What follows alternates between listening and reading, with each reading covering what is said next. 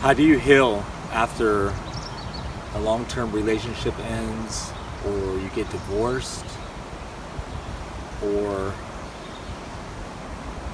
you like somebody and they don't like you and you try to pursue them? There are very important steps that you can take to overcome those moments where you feel sad, upset, and you miss them. You feel pain. You have this broken heart, and it can happen for both guys and girls. That when a relationship ends, their value kind of diminishes. They don't really focus on valuing themselves, respecting themselves, and loving themselves. That a lot of time is spent on the past, looking for reasons why this relationship ended and why things didn't work out. That most of us may do the same thing each time when these relationships end. That we may look at mementos, and we may go to places that remind us of them. We may just cry, like lay on our bed and cry, or just get emotional. It is because we valued that person that we were with and that we had good times. But there were also bad times, and sometimes relationships end on things that happened, that keep happening, and things that happened in the past, and recurring situations. So the best way to overcome the sadness and the emotions that happen after relationships end, number one, don't look at pictures. Like, if you look at pictures, you're going to cry because it's nostalgic. It reminds you of that person that you may look on your phone. You may look at images that remind you of them, whether it's like physical pictures or on your phone. Or it's best to keep a journal of your daily things that you do. Like, look into, like, write every day.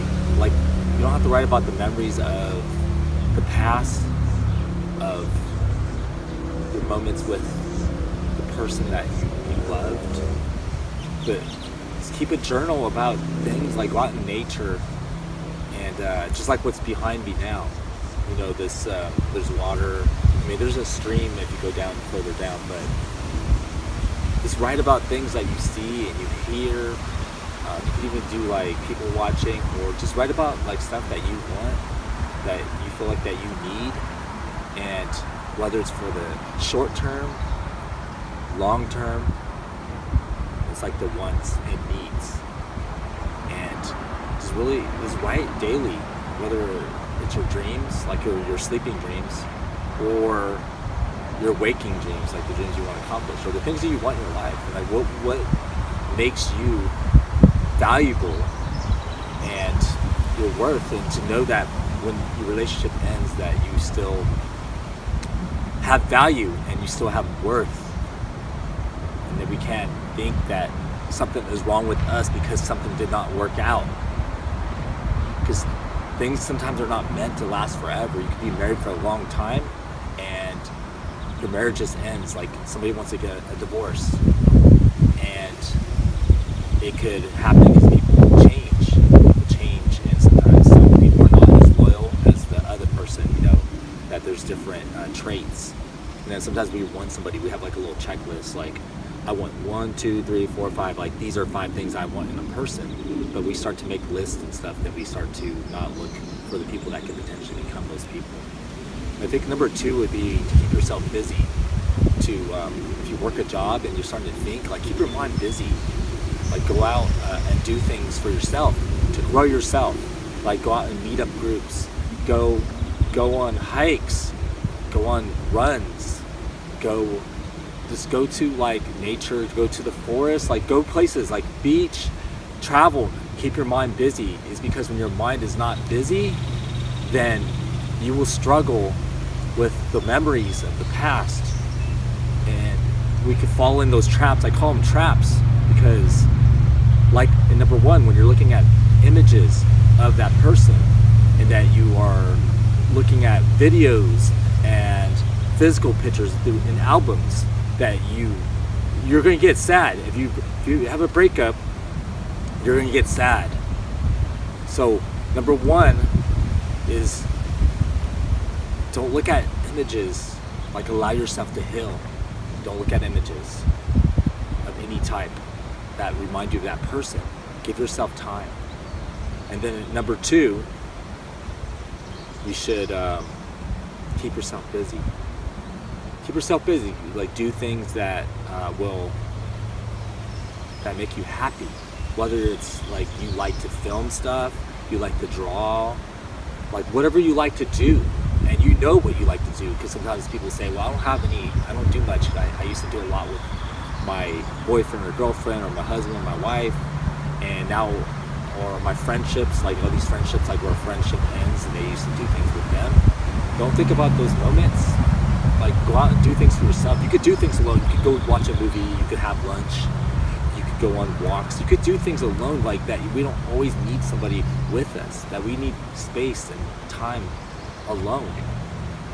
And number three would be to, I wouldn't say like go back dating again, but always be looking for ways to meet other people, like through the meetups, or like start going out with friends at your job, or maybe contact some old friends from before. And it's like, if you're hanging out with them, it could kind of like, help you to heal, because you're out there. You don't want to isolate yourself. You do want to give yourself time to heal, but you don't want to isolate yourself, because you will get sad, because you'll have too much time to think. You'll start overthinking. You start self-doubting. You won't believe in yourself, and then you'll start sinking, and you could get depressed. You could get angry, sad. You'll just go through all those negative emotions. So it's important to get out there. Like, you don't have to go start dating right away. Like, get on these apps and on these websites and like, I need to get out on another date, like a rebound, because then it's not fair for that other person.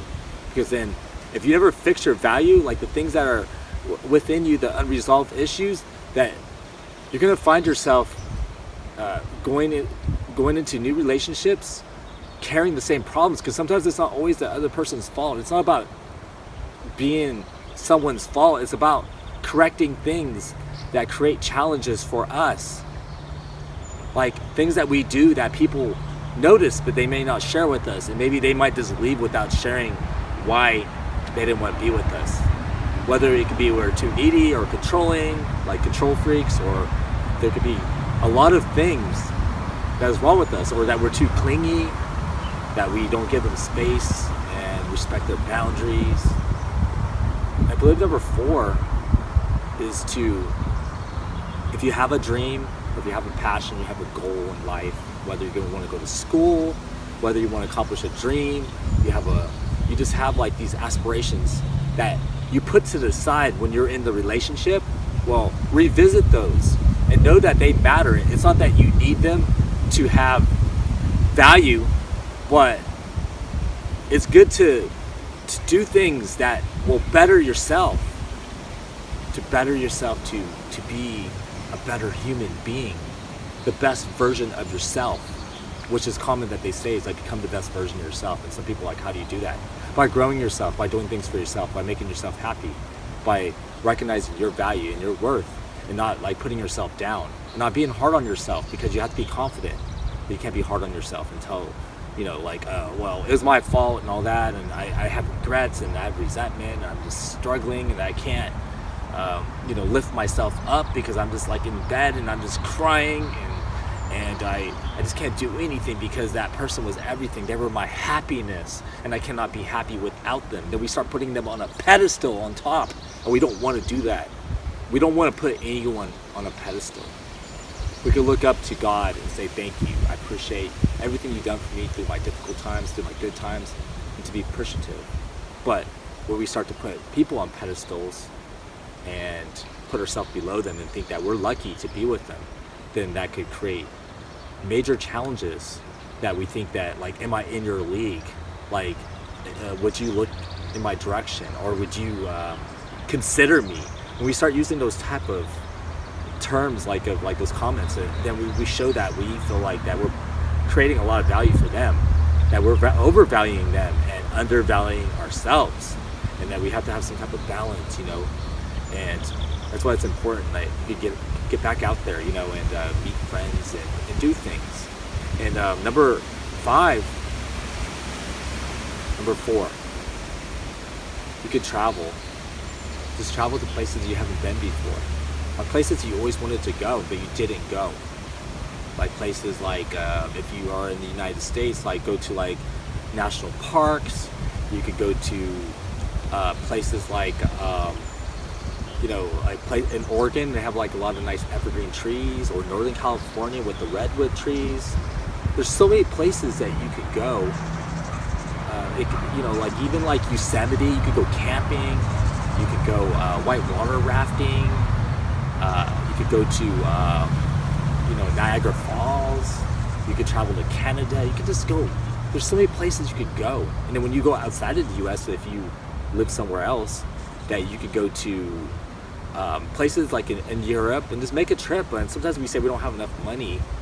We can have money if we start cutting back and start budgeting and start saving and say, okay, I want to take this trip. I'm not going to wait into the future. I'm not going to put this on my bucket list. I'm going to do it now. I'm going to do it now. I'm going to start saving, and I'm going to take this trip, because you could do it. You could do it and not wait. Don't wait anymore.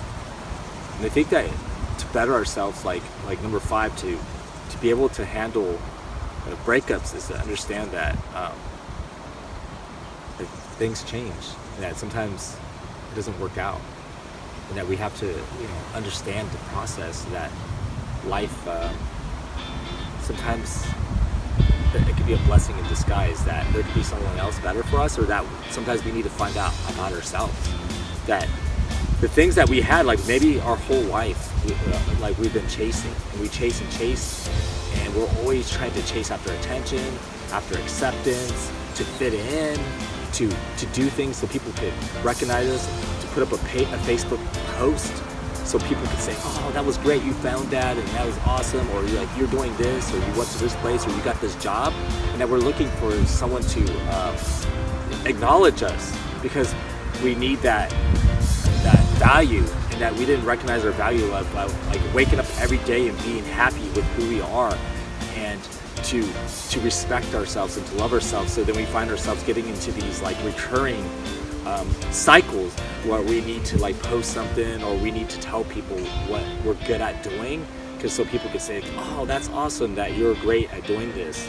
So for you to really focus on yourself, and some people can't do that, because you might tell them focus on yourself, and they say okay, and then they don't, and then they go right back into thinking about the person that made them sad, or the breakup, and just really like just revisiting those moments again, and then they get sad and even worse. So definitely make yourself happy. Find out your value. Find out what other people think of your value, and compare that list of your value from other people, and then the list of yourself, and then you'll know your value. And I believe that if you do that, it will work out. But